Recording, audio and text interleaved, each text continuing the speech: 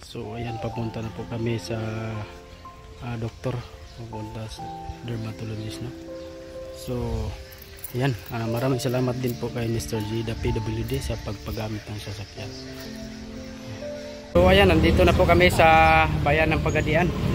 Punta na kami sa skin, sa dermatologist. So ayan, nandito na po kami sa skin. Nandito na po kami dyan.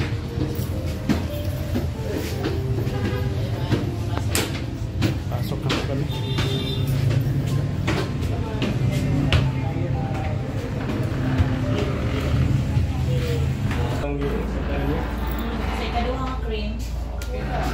Pasang yang tambal bitong tablet wala may wala sayang ba. Sige, okay po ba na mo sa mga last na patient? Dito kami sa dermatologist.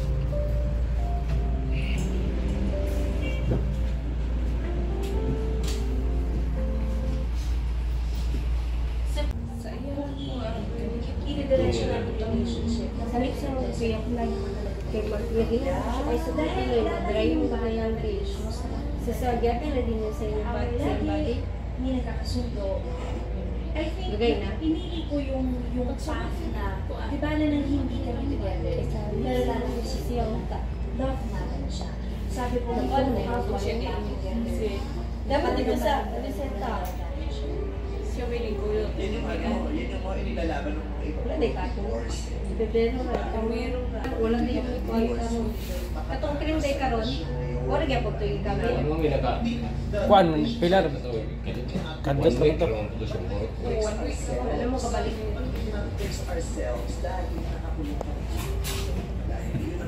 Unsa may kuan na to, ma'am? Pabayopsi na, ma'am. Pabayopsi na siya. papabayopsi na ron Pabayopsi na lang nga. Kaya umag-cream ra. Usa ka bulan ti mandakuha. Bantag siya ka. Pabayopsi na lang. May bawaan ng sayang sakit. May purpose sa mo diri, ma'am, bayopsi. Ganahon.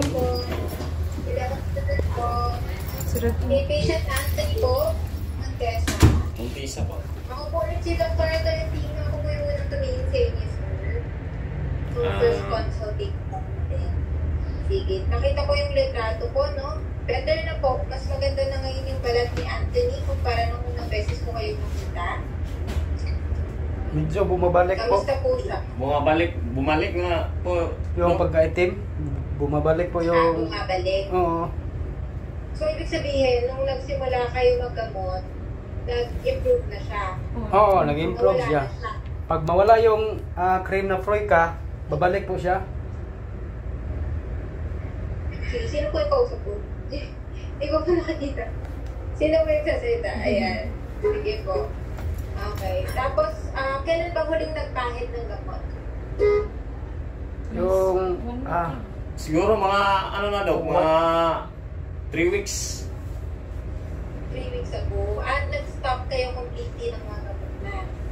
Pati po yung Froica na urea Ang ano niya daw, yun lang Yung natira niya tablet, yung maliliit. Oo. Pang 1 month. yung iniinom. O yung ininom po. Yung Froica, wala na. Na-stop po yung Froica. Pero Froica, wala na. Okay, sige. So, yung condition kasi niya po, no, na-explain ko na last time na rare condition, genetic po siya. So, talagang kailangan natin ng maintenance na gamot kasi magpapabalik-balik po talaga yung condition niya. Wala siyang cure. Kasi yung main problem is yung pag-develop ng balat ni Anthony. So, meron siyang kulang na gene. Nasa genetic makeup niya yun. Kulang siya nitong protina na to, kaya hindi po nagmamature ng maayos yung balat niya. So, ang tendency ng balat niya, mabilis siyang kumapal. Kaya po, ganun yung itsura po sa ngayon. Yung very thick na parang nangingitim na po na balat. Okay? So, yung isotretinoin, yan po yung nakakatulong para hindi completely bumalik sa dati. Parang unang-una niya po na gamot. Pero yung unang-unang itsura niya. Pero definitely, kailangan natin ng pang-maintenance na pamahid. So, mas maganda po na naka-maintain tayo on topical urea pa rin. So, reresetahan ko na lang ulit kayo para tuloy-tuloy po ang pagpapahid natin. And then, i-alternate ko siya with another medication, yung mga salicylic acid lotion, para makatulong din po, para hindi nyo din masyadong tagalin gagamitin yung urea. So, may konting pahinga lang. Pagpapalit-palitin lang natin sa okay? Excuse ma'am. Ang purpose po namin dito ma'am ay pwede pa po siyang ma-biopsy? For the biopsy, optional lang po siya kung gusto nyo po talagang ma-document or malagay sa papel kung ano yung condition niya. Para meron din kayong, kumbaga, documentation sa bahay na pag may nagtanong po sa school niya or pag gusto nyo pong kumuha ng mga medical certificate. So, meron kayong proof na ito po yung condition po niya. Pero, optional na lang siya ngayon kasi nag-i-improve naman po tayo sa mga gamot na nire-reseta. So, if ever gusto nyo pa rin po siya ipa-biopsy. Oo, gusto po namin ipa-biopsy siya. Kung okay lang po pwede naman. naman po. Pero yung yung biopsy, hindi ibig sabihin nun na wala na pong gamot na ibibigay. Meron na po. Maintenance. Ang gusto lang namin malaman kung ano po yung Ano po? resulta ng biopsy niya para malaman po, no? Kung ano po yung... Pwede naman po. Oo. Opo. Yun lang po ang... Pero yes. So yung biopsy, para lang po alam niyo talaga na kung ano yung condition niya, no? Para lang ma-document natin. So makita talaga sa biopsy. Pero yung mga gamot, hindi pa rin po ititigil. So tuloy-tuloy pa rin tayo ng kasi nga, lifelong condition na siya. Chronic po sakit po siya. Okay? So nasabi po sa akin na gusto niyo daw po, doctor, yung gagawa ng biopsy. Tama ba? Opo. Magdepende lang po kung sino yung mag-biopsy sa kanya. Okay. Wala po kasing face-to-face na doctor ngayon, pero nandyan po yung nurses namin. Okay lang po ba sa inyo if sila na lang po ang mag-biopsy? Pwede Ako po. na lang po magtuturo kung saan po kukuha. Sige po, pwede po. Okay na? Sige. So, nasabi din kasi sa akin na nung last check-up nyo, parang sinabihan na kayo na kahit hindi na mag-biopsy. Tama po ba? Opo. Pero, So, pwede naman yun kasi nga, ano naman na kumbaga improving na tayo. So, optional na lang siya. For your peace of mind, pwede naman po natin pagawa kung gusto nyo talaga siya ipa-biopsy. Okay po? Sige po, ma'am. Dok. So, for now po, ang plan natin, continue pa rin tayo ng isotretinoin. Wala naman po siyang side effects na na-experience na. Wala naman po, Dok. Sige. So, tuloy-tuloy pa rin tayo. Every other day po kayo hanggang July. And then, sa July, repeat lang po tayo laboratory. Okay lang po. Para ma-monitor lang natin yung atay niya. Since ayaw natin na ma-overuse or magkaroon ng problema sa atay. Kailangan after 3 months ng pag-inom ng gamot, repeat laboratories, and then doon natin decide kung continue natin yung pag-inom po ng ice-killing. Okay? Nangangamoy pa rin po ba siya? May amoy pa rin? Meron pa rin. may amoy pa rin po. Meron pa rin. Sige, so tuturuan ko po kayo ng tinatawag na bleach bath.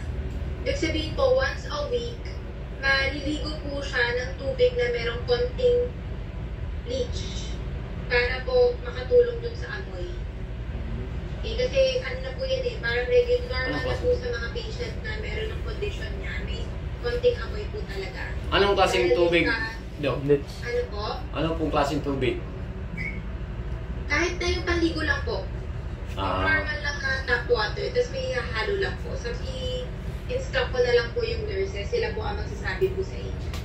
Sila lalagay sa reseta. Okay, so once a week yun yung papanligo nyo po sa kanya. And then, yung topical na pamahid, urea lotion na lang po, alternate ko every month with salicylic acid lotion. Okay? Sige po. Yun lang Sige po. po. So twice a day ang pagpahid pa rin ng mga urea lotion. Yun lang po May question pa po kayo?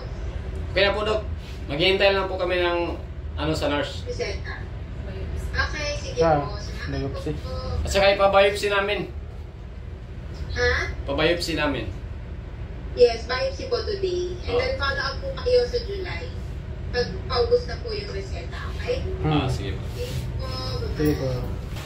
So ayan, maraming salamat po kay Ate Nancy sa patreat, no? Pagkatapos ng pa-check up, patreat. So maraming salamat kay Ate Nancy. So Alsir Bender, ano masabi mo? Ma'am, maraming salamat sa butihing puso. Katambay. Oy. Hi ma'am. So maraming salamat po sa ano mo Pa merinda. merinda. Ayan po si Anthony, oh. Yung mga parents niya. O ano masabi mo? May patreat pa si Ate Nancy, pamerinda. May ulam ka pa na isda. Hi, hello. Hindi. Sobrang mahihain talaga ako si ano. Kung maghiya-hiya. Walang hiya. Gidig. Ayan. Kamu po layan sa mga. Pinaguna-una lang sa ko. Ayan po si Kuya. Ate. Yan po si Madam, oh. Dito po si Hi, Madam. Ate Nance. Thank you sa pasnak. Salamat sa pa merinda. Ate Nancy.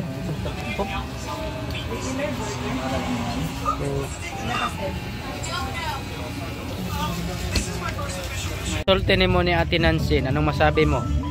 Salamat, Ate Nancy. Ate Nance. So ayan po. Ate Nancy, kumakain po siya. Tapos na kumain ng halo-halo at fishball. Dito kami sa merindahan ng Boulevard ng Pagadian. So ayan, no, nabutan po kami ng gabi. Galing po kami sa doktor at hindi pa po siya na biopsy kasi wala pong doktor doon. So ayan, kakauwi lang po namin. So, anong masabi mo ya kay Ate Nancy? Patuloy na nagsuporta kay Anthony Jan para sa kanyang gamot.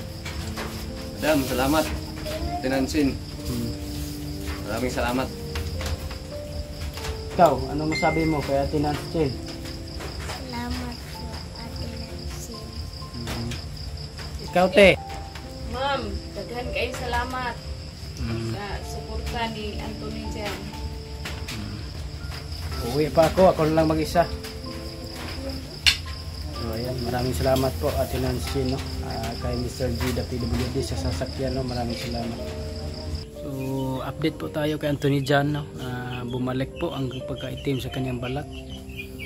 So ayan, no? Bumabalik po ang pagkaitim ng kanyang balat. So ang kamot nimo. So medyo bumabalik, no? Dito sa siko, dito may itim po, no? So parang bumabalik po yung pagkaitim sa kanyang balat. Pumunta po kami nung isang araw, pumunta po kami sa doktor. So parang na-interview po namin, kausap po namin yung doktor. Sabi ng doktor, biopsy, ma-biopsy daw. So nakausap namin yung staff ng doktor, hindi daw matuloy yung biopsy, no? Kasi wala daw doktor sa July 22 ba to, kuya? July 22 pa daw ang pambiopsy, pero ang sabi ng doktor pwede daw i-biopsy sa mga staff niya, pero di ginawa, no? Parang takot ang mga staff ng doktor mag-biopsy sa tiil ganun. So ayan, no? Bumabalik po sa pagkaitim. So naghanap kami ng ibang doktor, kaso wala pa, close pa dito. Na kuya, no, sa Osamis?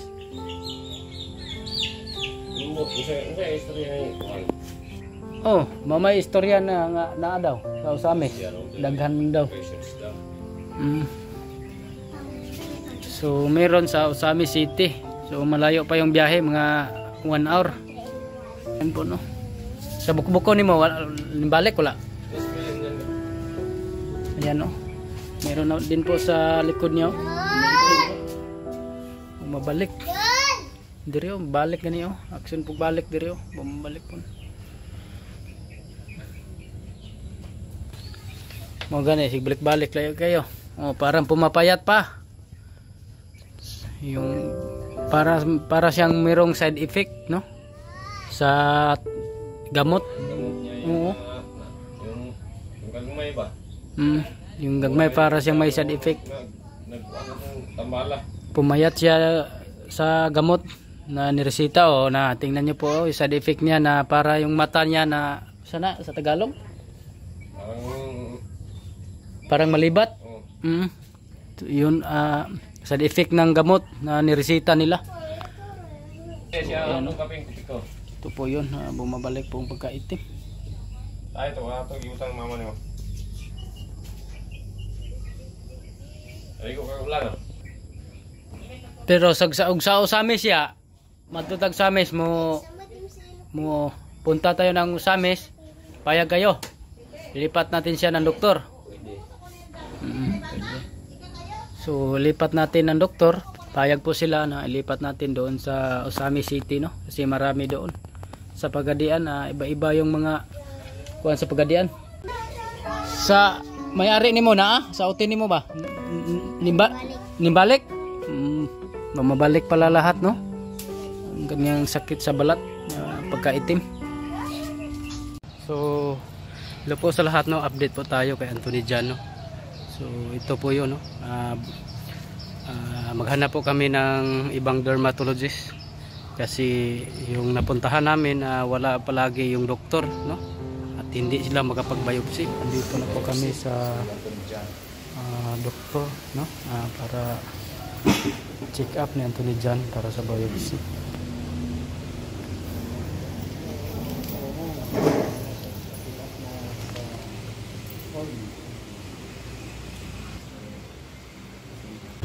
Punta po kami ng pharmacy para po magbayad, no, sa mga consultation ni Anthony Jan. Bayaran natin ang 175 para sa check up.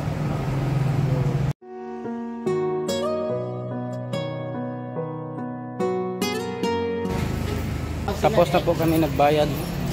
Punta naman kami. Balik naman kami sa doktor. Sa laboratory.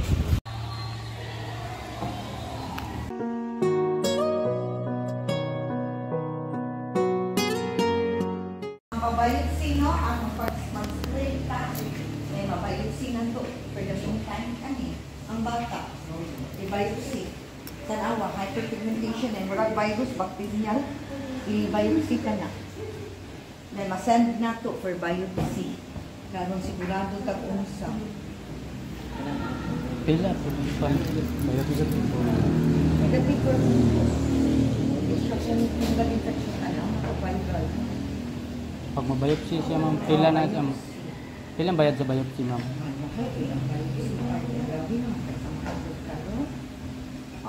Kuan din siya.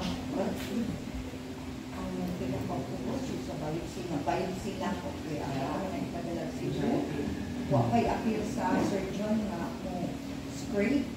Then nakapatay mga gamiton na mga kuan. Basta package is 5,000. 5,000. Oh, pinakagwapo kay useless na. Biopsy na lang. Mo dyan na ang kuan, i-biopsy. Kanang amo mo gunang na kuan o dahil na wala kasusunod ko. Sige, ma'am. Wala ito na simple. Kaya ito dato ang kuan. Pero dili na makuha makuha lang kagamay na. Si Dr. Ami, ano na, Deco Dermatas. Then si Dr. Benny, youth cosmetic surgeon. Actually, hindi na ito nakwaong talang mabayot si sa kaya ka mag-decide. Kung hindi sakto kasi katakatag-hatag o tambal, useless kaya wata ka balong sa June. Gayon, honestly sir, kita ko na ito ang status ng consultation. Ang adon na manggod is kana bitang we don't take advantage of patients. So kung makita na ito nga status, when in fact nalipay ko kay kamuliain, nagatabang mo, salamat kaayo kay ang tinuod jud nga tarif ana sir sa tinuod lang kay Dr. Benny, cosmetic surgeon na din siya. Kanini ang biopsy is grade yun ang pinaka-minimum sa ato ang pathologist. Pero ipadala ka sa Cebu mo ng 5,000. Pero kung PF gid ni kung private, kailangan tayo Dr. Ami anti-aging. Kaya kanang Dr. Ami ako man na 15,000 din siya. Pero P5 rin ang atong buhaton kaya nakita ko po natin na kala kita mo. So, ayan no, na-laboratory na po natin siya dyan. So, pagkatapos nakuha natin ang resulta ng laboratory, ay ipabiopsy na po natin siya. So, ang babayarin po natin sa biopsy ay nakalist na po tayo. Masalamat po tayo sa Dr. Amin dito sa Samis. Nakalist po tayo ng bayaran. So, magbabayad ng imbes 15,000 yung biopsy. So, nakalist po tayo 5,000 na po. So, maraming salamat Ma'am Dr. Amin. Inyong mabuting puso. Sana marami pa kayong matulungan. At magbabayad na po kami, no? Tara, magbayad na.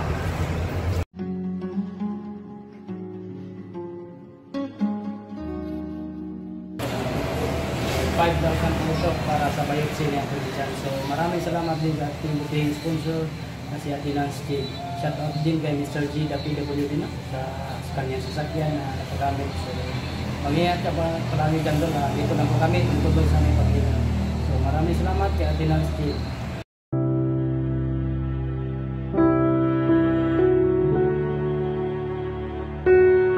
Ayan po, no?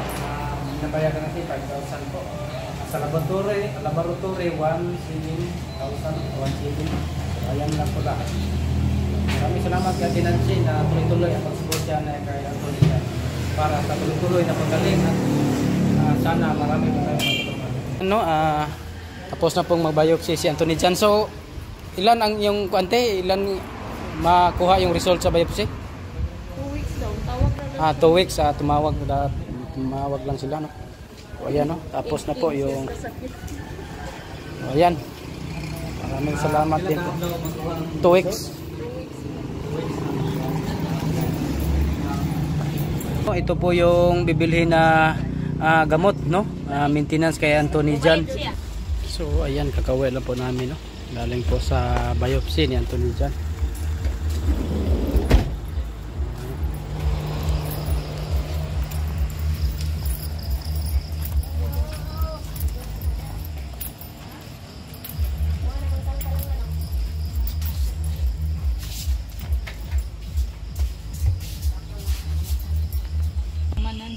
So ayan, kakauwi lang po namin, no? So sa may masulti nimo kang Ate Nancy. Salamat kay Ate Nancy. Sa pabayopsi dayon sa mga gamot, siya po ang nagbili lahat ng mga gastusin po kasi Ate Nancy at sa patreat po. Ate, anong masabi mo, Ate? Ate Nancy, daghan kayong salamat. Sakto na siguro ni karong check up pa. Okay na yung check up niya, na biopsy na. So ayan. Nabutan na naman tayo ng gabi. So ayan po, maraming salamat kay Ate Nancy at kay Mr. G, the PWD.